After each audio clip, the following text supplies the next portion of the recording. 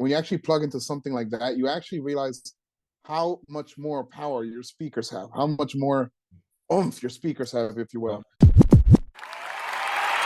Actual $600 to like $1,000 like an iPad mixer, if you will. And the reason I say this is because once you plug in your controller into an actual soundboard, like something that's meant for to amplify sound, not amplify sound, like an actual mixer, yeah, aside from not a DJ mixer. When you actually plug into something like that, you actually realize how much more power your speakers have, how much more oomph your speakers have, if you will. So when you have this external mixer, yeah, you can work with your levels more, be it your vocals, be it your highs, your mids, your lows. You can change frequencies in it, but also more importantly too, because you can carry an iPad around, and in that iPad it shows, your levels for your audio and all that, and also your notes, any notes you have for the event. So this is not something every DJ needs, but it's something that would make your sound, would amplify your sound, make it sound 10 times better, make your sound system 10 times better, but also make your workflow easier at the event. That way, if you're like 100 feet away from the DJ booth, you don't need to run back to like bring down microphones or nothing. You can literally just talk right there, put the music back up, or you need to say something else. They tell you, hey, can you announce this and that? Unmute, just say it, mute it, and then music is still playing in the background because you have everything in control from your phone or your iPad, or whatever, yeah, your mobile device. So yeah, that's something I don't think every DJ needs, but it helps. It helps mobile DJs if they're in that business. It makes their life easier. As far as like what, I guess what I don't know. I don't know what every DJ needs, and what was the question again? What every All right, so what accessory every DJ should have, or what accessory? Okay.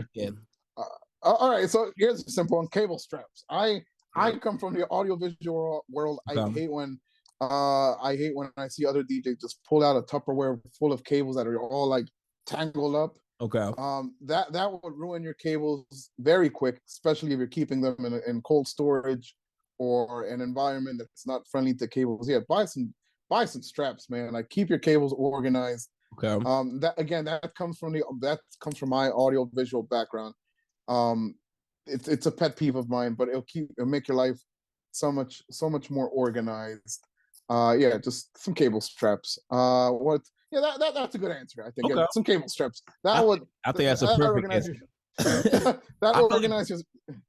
Oh, I'm sorry about that. I feel like a lot of DJs don't have the cable. I know when I first started off, I was just like, I was like one of those guys that like threw the cables in the bag, and terrible. I was embarrassed too, pulling them out. Like, I would try to like pull them out underneath the table with the cloth over so no one sees me doing it. Like, that's how it's. Yeah, don't do it.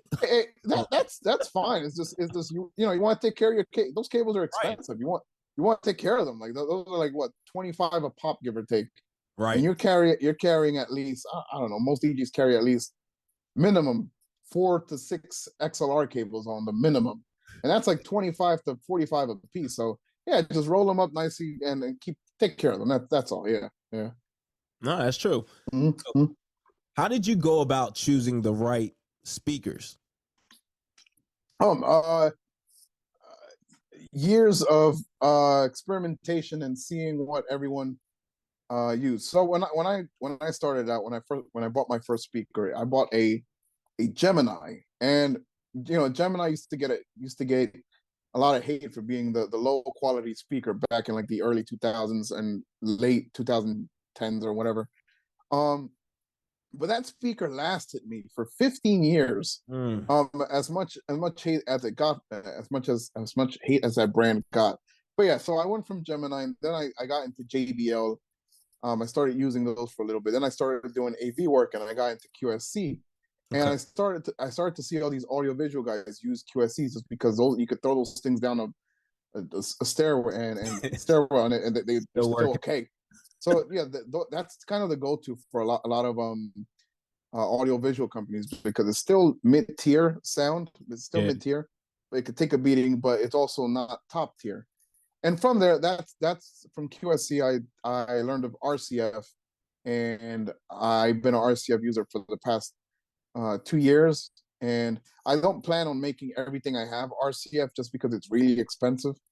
But as far as my wedding setup, I'm sticking to RCF just because it's amazing what those things can achieve, especially with external mixer to really make them pop, if you will.